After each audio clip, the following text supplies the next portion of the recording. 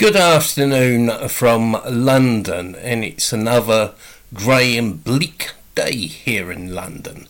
And hello from Dr. Dermot Hudson, the chairman of the British Group for the Study of the Juche idea, chairman of the Korean Friendship Association of the UK, and the official delegate of the KFA for the United Kingdom, president of the Association for the Study of Songun Politics of the UK, and of course the owner of this channel, Songun 007. And whilst it may be a bleak day in London, in people's career today, it is a great day. It is a national holiday, the Day of the Shining Star, the 81st birth anniversary of the great leader, comrade KIM Jong Il.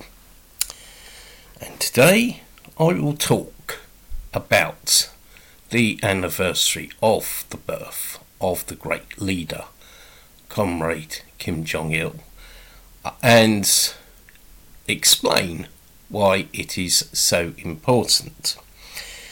On the 16th of February, 81 years ago, the great leader, comrade KIM Jong Il, was born in a log cabin on snow-swept Mount Paktu. I can actually remember visiting the birthplace of comrade KIM Jong Il on Mount Paktu in August 2017 for the 5th International Festival in praise of the great persons of Mount Paktu. Comrade KIM Jong Il was born amidst the great anti-Japanese war to the echoes of gunshots. The anti-Japanese armed struggle, led by President Kim Il-sung, was a struggle for independence, a struggle for national liberation and for justice. It was thus fitting that comrade KIM Jong Il should devote his whole life to defending and advancing the cause of independence. And indeed, throughout his life, comrade KIM Jong Il was a staunch fighter for independence and defended the independence of the Juche homeland, People's Korea. Korea is not a big country, and it is bordered by two big countries, Russia and China. A short distance across the sea from Korea is Japan, which is an incredibly imperialistic and aggressive and expansionist country in which for a long time, in fact going back into ancient history, had designs on Korea. It had a desire to colonize, occupy and dominate Korea. From 1910 to 1945, Korea was a Japanese colony, and even before that, Japan had craftily expanded its influence in Korea. Independence had been lost because the Korean feudal ruling class split into warring factions, each supporting a big power, such as Russia, China, the US and Japan, and even Britain and France as well were involved. The loss of independence due to factional conflict between the ruling class, elements of the ruling class, and people looking to big powers was a disaster. The practice of looking up to big powers and depending on them became known as flunkyism, or sycophancy towards big powers. Even after the liberation of Korea from Japanese imperialist rule in 1945 and the building of a new People's Korea, the idea of flunkyism still remained in the minds of some. President Kim Il-sung led the struggle to establish Juche and worked out original Juche-based independent policies. Comrade Kim Jong Il supported these policies and urged young people to make a deep study of the ideas of President Kim Il-sung. In 1956, factionalist flunkies, agents of the big power chauvinists and modern revisionists, tried to overthrow the leadership of the Workers' Party of Korea. Comrade Kim Jong Il himself denounced factionalism and flunkism. Later, when studying at Kim Il-sung University, the highest seat of learning in the DPRK, Comrade Kim Jong Il, on the 5th of April 1961, gave a talk to students titled "Worshipping Big Powers and Depending on Foreign Forces is the Way to National Ruin," in which he denounced flunkism as, and I quote, "an ideological malady." And he exposed the danger of flunkism, giving detailed and concrete historical examples.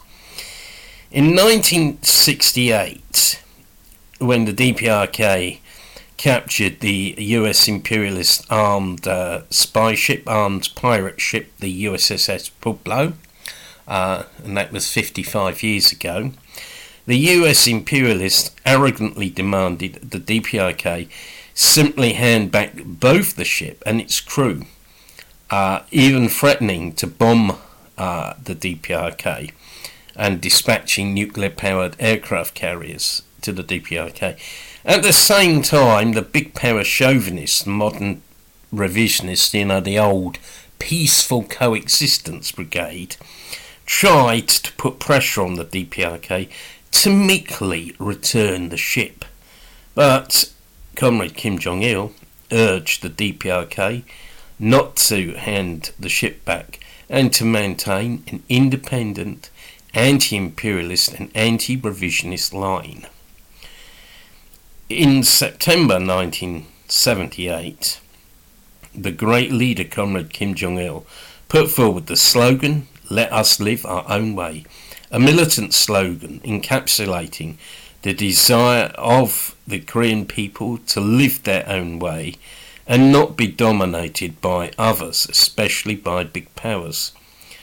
This slogan was announced when the big power chauvinists were putting pressure on the DPRK, and a neighbouring country had embarked on a most peculiar and uncertain course. Also, the imperialists were slandering the socialist countries on the pretext of quote-unquote human rights. Comrade Kim Jong Il said, and I quote, "It is only when one displays a great revolutionary spirit of self-reliance that one can have faith in one's own strength, exploit the internal resources of one's country to the maximum, and conduct the revolution and construction with success. Experience shows that only when one gives full play to the revolutionary spirit of self-reliance can one surmount every manner of difficulty and ordeal." End quotation. The DPRK ploughed ahead along the path of living one's own way, the path of self-reliance, the path of Juche. This defied the imperialists, modern revisionists and big power chauvinists who had schemed to stifle the Korean Revolution. In 1982, Comrade Kim Jong Il published his magnum opus on the Juche idea, which stressed that the independent stand is absolutely essential, saying that, and I quote, if independence is to be defended, an independent stand must be firmly maintained in the revolution and construction. End of quotation. In the 1990s, when socialism was frustrated in some countries thanks to the modern revisionists, and the imperialists were rampant, vociferating about a so-called New World Order, quote-unquote, and the end of history, quote-unquote, Comrade Kim Jong Il rebuffed them by declaring, "Expect no change from me. When the imperialists hoped for either the collapse of the DPRK or a so-called change of policy. This was a blow to the imperialists, which at the same time was a cast iron and militant affirmation of the stance of living the way of the DPRK and not the way of another country. The imperialists also tried to force globalization on the world, that absurd and crazy idea. In 1997, Comrade Kim Jong Il published the work on preserving the Juche and national character of the revolution and construction, which was a militant manifesto against globalization and imperialism. He stressed in the work that the Juche character and national character must be preserved in the revolution and construction. The DPRK rejected globalization and its associated Americanization and Coca-Colaization totally. The US imperialists intervened in many countries such as Somalia, Yugoslavia, Rwanda, Afghanistan, Iraq and Libya. Comrade Kim Jong Il implemented the Songun policy and built up the DPRK's national defence capabilities so that it did not face the same fate as others. Under the leadership of Comrade Kim Jong Il, the DPRK became an independent nuclear power, and it's the nuclear weapons of the DPRK that guarantee the DPRK's independence. It is thanks to the Juche line of independence of Comrade Kim Jong Il, which is today carried forward by respected Marshal Kim Jong-un, that the DPRK, in the words of one former British Prime Minister, has undiluted sovereignty. Comrade Kim Jong Il was a great leader indeed, who defended independence. Thank you for your attention today. If you're not already a subscriber to this channel, Songun 007, please consider subscribing, and also to our affiliated channel, KFA UK. And please tell all your friends about the channel, share content as widely as possible from the channel.